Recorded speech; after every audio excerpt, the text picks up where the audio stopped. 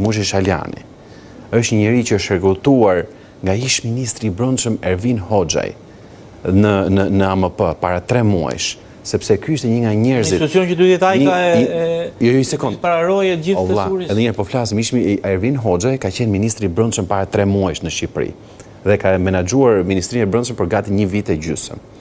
Dhe ky njeriu që doli për zgjedhje një nga më të votuarit e Tiranës, ky që në fakt nuk e njihte njeri deri para 1 viti e gjysmë kur u bë drejtor dhe ministri i brendshëm, ky kishte si pjesë të entourazhit vet elektoral, kishte pikërisht zotin njeriu i cili po vuan sot që lufton me jetën, por që praktikisht për një shtet normal, jo KMP-ja, por nuk e di, domethënë edhe agent, edhe bashkëpunëtor i policisë nuk mund të ishte, sepse nuk mund ta kishte kredibilitetin. Dhe këtu futem pastaj kjo gjë, ore çfarë shteti kemi? Sot kemi këtë akuzë që vijnë edhe nga mazhorancë, edhe nga opozita, po edhe nga formacion nga mazhorancë. Keni parë në reagim të atij që është ish ministri i brendshëm thotë, unë distancohem nga ky informacion, sepse ky informacion është i pasakt. Gjeni një provë që unë kam ndërhyr për emërimin e tij dhe unë ndërhiqem edhe nga politika. Sot ai që ishte ish ministri komunikat policie i prek ato, po të shtoj një element tjetër, se kjo është element më i rrezikshëm, kjo është një element i cili nuk është një element i veçuar. Pra ishte Ervin Hoxhaj, një torollak që në një moment caktuar i ra mundësia për të bërë ministri i brendshëm dhe bëri vetëm ky.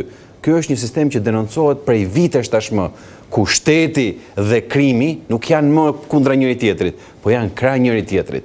Dhe këtu pa diskutim që kur ndodhin këto gjëra, pastaj i shtojmë këtu edhe arrogancën që ka qeveria në mandatin e 4 me 84 mandate, 86 mandate sa ka, po sigurisht ai nuk e ndjen. Ka shumë mbledhjes. 83 janë.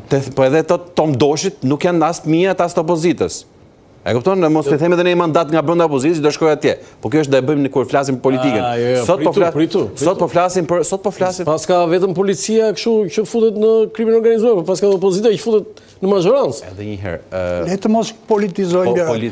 Diskutojmë ngjarjen që ka ndodhur. Patjetër, po ngjarja nuk ndodhi krejt pa arsye. Ngjarja ka dhe konotacion, ka dhe background, ka dhe fuqi, sepse për shembull unë mendoj që ky është një atentat që nuk mund të bëhet pa 2 milionë euro investim. Unë mendoj që pa 2 milionë euro, ky lloj atentati. Ishin amatorë, e para punës tas janë amatorë. Jo, si ishin amatorë. Ata për mua janë komando, sepse koha do t'rregoj. Ata janë killers dhe killers zakonisht nuk prodhohen nga talenti, po prodhohen nga ushtria. Se nuk po i futem që këtu njerëzit dalin nga ushtria dhe në pamundësi për mbijetuar pastaj bëhen pjesë e vrasjes së bandave kriminale. Me vëmendje bllokohet arma, kthehen. Një sekond, po ta shikosh me vëmendje ka gjë më të rëndësishme. Shiko, a dish më bën të përshtypje momenti i parë kur ata vendosin të bëjnë ndalesën, postobllokun, po ta shikosh. E parë punës, bëjmë postobllokun dhe është një postoblok i pozicionuar fort mirë dhe këtë mund ta bëjnë njerëz që e njohin se si është shprita dhe këta zakonisht i dinë elementet ushtarake. E dyta, guximi që ata kanë për dalë me armë në dorë dhe qetësia për të qelluar një makinë në ecje. Këto gjëra nuk i bëjnë dot amatorët. Këto gjëra i bëjnë vetëm njerëz të sprovuar dhe kryesisht njerëz të sprovuar vinë o nga policia ose nga ushtria. Se s'po i futën pastaj që këtu njerëzit ne i rekrutojmë, i bëjmë ushtarë dhe pastaj i hedhim në rrugë dhe në pamundësi për të mbijetuar ata përfundojnë dhe bëjnë kontingjente dhe qitës. Dhe kjo është vetëm rasti i parë. Rasti tjetër është që kur të fola për 2 milionë euro që duhet për të bërë një atentat të tillë, me ato që kemi parë dhe nga përgjimet që janë zbardhur këto kohë, sepse po flasim për një target cili është target shumë i fortë. Ka ngarkesë shumë të lartë, si me thënë, kriminale. Është njëri që janë bërë 2 herë atentate viktimës. Do flitet për njëri të zakonshëm. Kjo ishte hera e tretë që i bëj atentatin. Ata që kanë marrë përsipër e kanë biznes, kanë fitimin. Patjetër, mirë po që të bëhet kjo gjë pra ti, në këtë gjë ti nuk mund ta bësh pa folur me atë që është policia e rrugës. Pastaj mund të qenë edhe njëti person që mund të ketë patur lidhje edhe me vrasje të tjera. Aty ti s'ke shanse ta ndalosh makinën në rrethrotullim se të vjen patrulla policisë me sekonda. Po sigurisht. E kupton? Ndërkohë që ajo makina e bëjnë ditë provë, ndaloj makinën.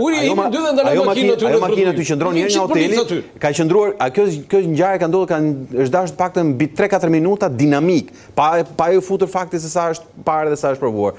Ndeshon një makinë që kalon nga hoteli, kalon në mes të rrethrotullimit dhe rrin aty 1 minutë e gjysmë. bën aktin, gjuan qëllon për rreth 1 minutë e gjysmë prap, bën 2 minuta e gjysmë, bën 3 minuta. Asnjë reagim, asnjë polici. Dhe pastaj bëjnë dhe 17 kilometra të tjera. 12 tha. Djegin dhe makinën dhe prap asnjë gjuhë.